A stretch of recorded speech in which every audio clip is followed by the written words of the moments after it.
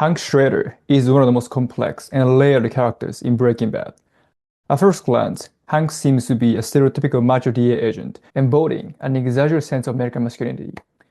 He's brash, confident, and seemingly fearless. But beneath his tough guy image lies a man grappling with deep insecurities. This duality is central to Hank's character. His toughness is both his greatest strength and his most significant weakness. While it is one of the traits that makes him successful as a DEA agent, it prevents him from addressing his mental issues in a healthy way. I found this character arc very hard-hitting and resonating because what he emotionally goes through over the course of the series is what every man struggles with to a varying degree. We are often burdened by the notion that we must be tough and stoic and unflinching, no room for vulnerability. Breaking Bad explores masculinity and vulnerability through Hank's character, offering a compelling commentary on the societal expectations placed on men. And the writers of Breaking Bad did a fantastic job of illustrating how toxic masculinity can hinder emotional growth and coping mechanisms. Hank Schrader is introduced in the first episode at Walt's 50th birthday party, where he proudly talks about his TV appearance and shows off his gun to the crowd. This scene establishes his hypermasculine persona, a polar opposite of Walt. He often jokes about women, violence, and death, creating a tough guy image to deflect attention from his deeper insecurities. He never shows his weakness to anyone. He always puts a brave face, even in moments of crisis. As the series goes on, his vulnerabilities and internal struggles come to light, revealing a man far more nuanced than his hypermasculine exterior. Hank's mental and emotional weaknesses come to the surface after his encounter with Tuco Salamanca. Although this is not his first brush with the violence, this experience triggers something deeper and he starts to fall apart. Shortly after, Hank gets promoted and transferred to El Paso, a position that he's worked so hard to achieve.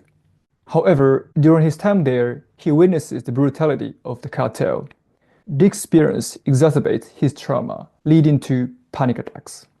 However, he keeps his emotional struggles to himself and tries to power through it.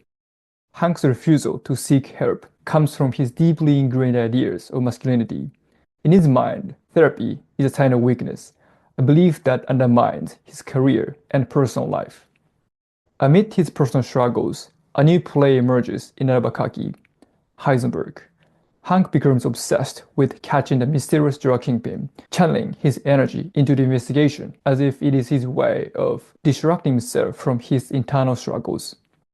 When in order to return to El Paso, Hank intentionally starts a bar fight to avoid the assignment and keep going after Heisenberg. However, Hank's fixation comes at a cost. His stress levels increase and he becomes more irritable, taking his frustrations out on Marie.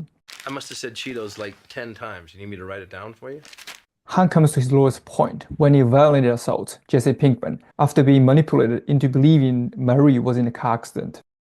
The outburst results in his suspension, stripping him of his badge and the gun. However, problems just won't stop. Right after he is stripped of his badge and the gun, he is ambushed by Tuco's cousins in a parking lot. Although he manages to make it out alive, he suffers severe spinal injuries, leaving him unable to walk. This physical incapacitation further chips away at his identity, as he can no longer embody the tough, badass image.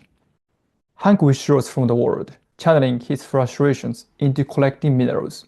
Despite being in recovery, he continues to maintain a facade of strength, refusing to show weakness to anyone except Marie. Hank Schrader's character arc is a powerful illustration of the pitfalls of toxic masculinity. His misguided belief that men must always appear strong and stoic prevents him from seeking help when he needs it most.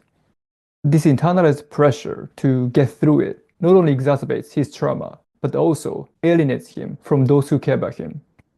Hank's journey is a reminder that showing vulnerability is not a weakness, but a necessary step toward healing. By refusing to acknowledge his struggles, Hank exemplifies the dangers of suppressing emotions, a theme that resonates deeply in today's discussions around mental health and masculinity. In Breaking Bad, Hank Schrader is more than just a supporting character. He is a reflection of the societal expectations placed on men to hide their vulnerabilities. His arc challenges us to rethink these outdated notions and embrace the idea that seeking help is a sign of strength, not weakness. If there's one lesson to take away from his character arc, it's this: seeking help is not a sign of weakness, but of strength.